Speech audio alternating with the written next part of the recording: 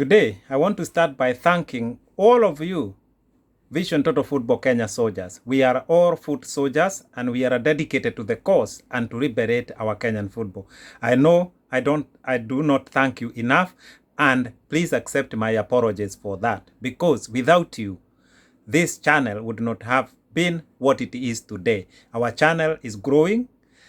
The number of like-minded people and people who understand Vision Total Football Kenya is growing day by day. We are a community. We are a family, like-minded people. And together, we are going to liberate our Kenyan football. So, I want to thank you so much. And all the supporters of Vision Total Football Kenya, please give yourself a cheers and say, yes, we are going to do it. A luta continua. So, let me say this. Football president in Kenya, it is going to be a part-time job going forward, because as a country, Kenya, we cannot afford to pay football president and the deputy president the amount of money that football president and the deputy president are paid today. So when the revolution comes, that is another area of interest, that football president in Kenya is going to be a part-time job. There is no enough work within the federation to be done on a 5-day cycle, 5 days a week. That is not true, because if you remember, I did a video called "What is the role of a football president?" And I said this: the role of a football president is just one, and that is to chair the meeting of NEC member or the meeting of the governing board, whichever, whether it is a NEC or the governing board, depending on what name it is called within the federation. The work of the chairman, the official role of the chairman of football in a country, is to chair that decision-making table meeting.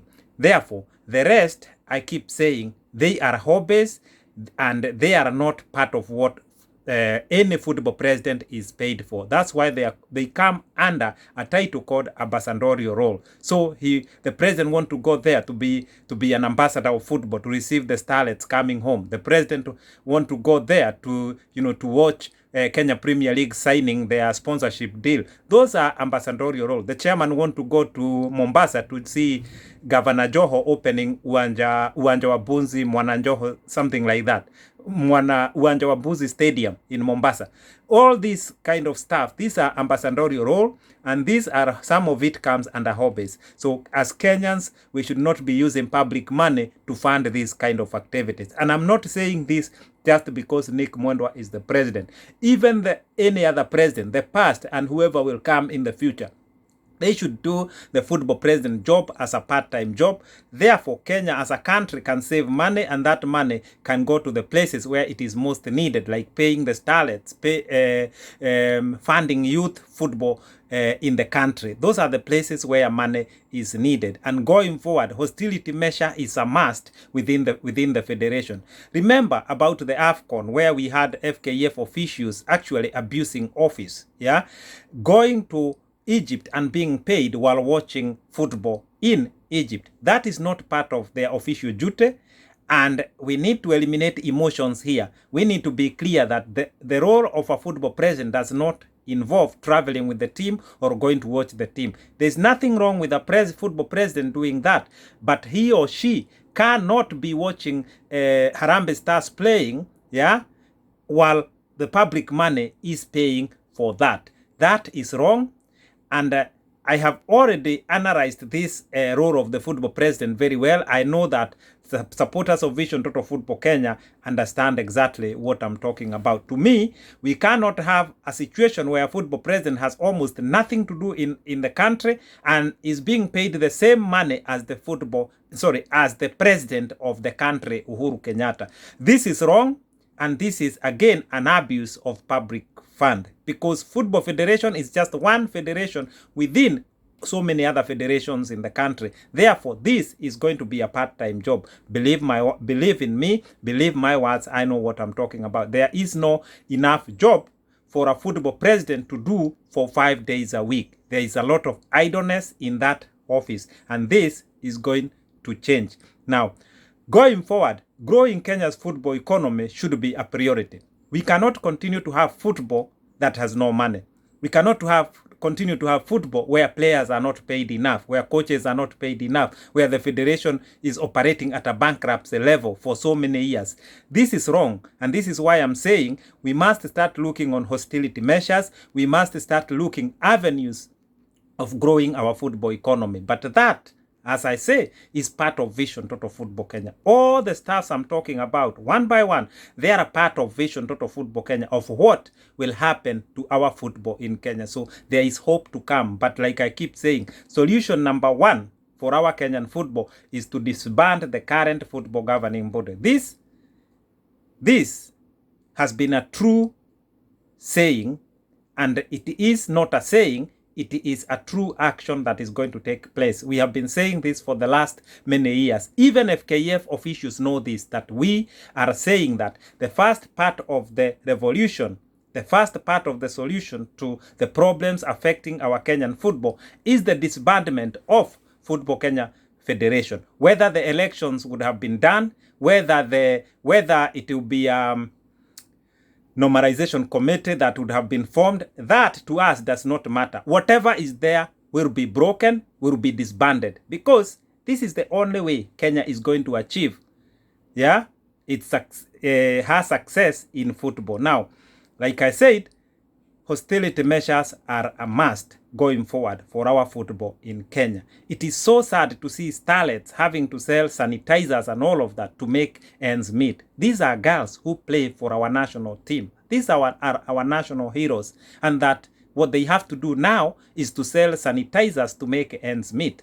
And I say it again, last time when the Starlets were in Kasarani, during at the camp, they had to be given sanitary towels because they cannot afford to buy. These are basic necessities for girls. How, as Kenyans, do we continue to live? How, as Kenyans, do we continue to hear bad news coming from the federation day in, day out, and we don't question the check and balances? We don't complain properly. The people who are like-minded now, we want to make sure that this revolution is successful.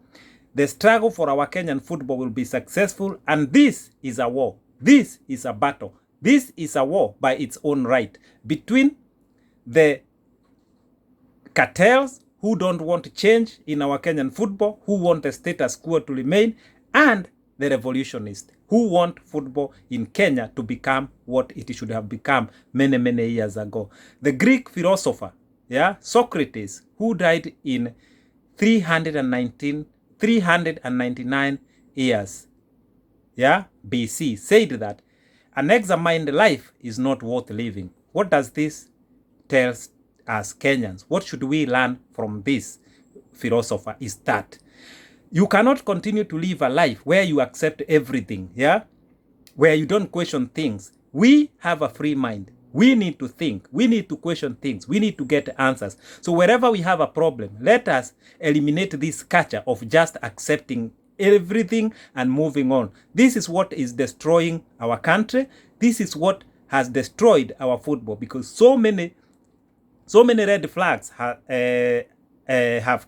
been seen, and we do nothing about it. Therefore, Vision Total Football Kenya is a very different group. It is a group that want to change everything. It is a group of like-minded people that is going to usher in a new era for football. And remember, none of us want to be FKF president. This we have been clear from day one. What we want is to see a change in the system, to see a new football system that is going to benefit the country and to benefit Kenyans, and so that our football can become rich. Our football can attract sponsors. People in Kenya, whoever is involved in football, can make it in anything that they want in Kenya.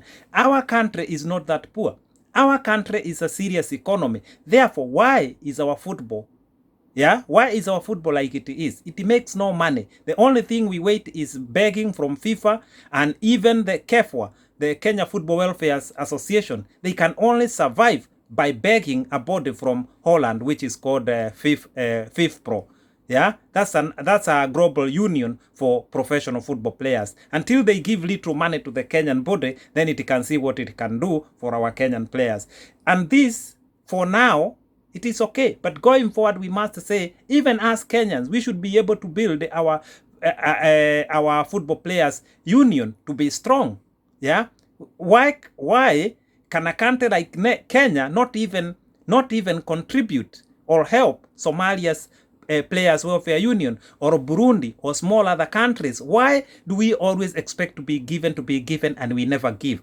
This ideology, this mentality of being given all the time, it is wrong in a country where we know that our Kenyan football is a multi-billion economy. But the reasons behind this is that our football has failed. Our football governing body has failed and has killed our football. So you can wait as much as you want, but our football will never become economically beneficial to the country unless it goes the way of a football revolution and we get a new football system in the country. To me, I have done enough research.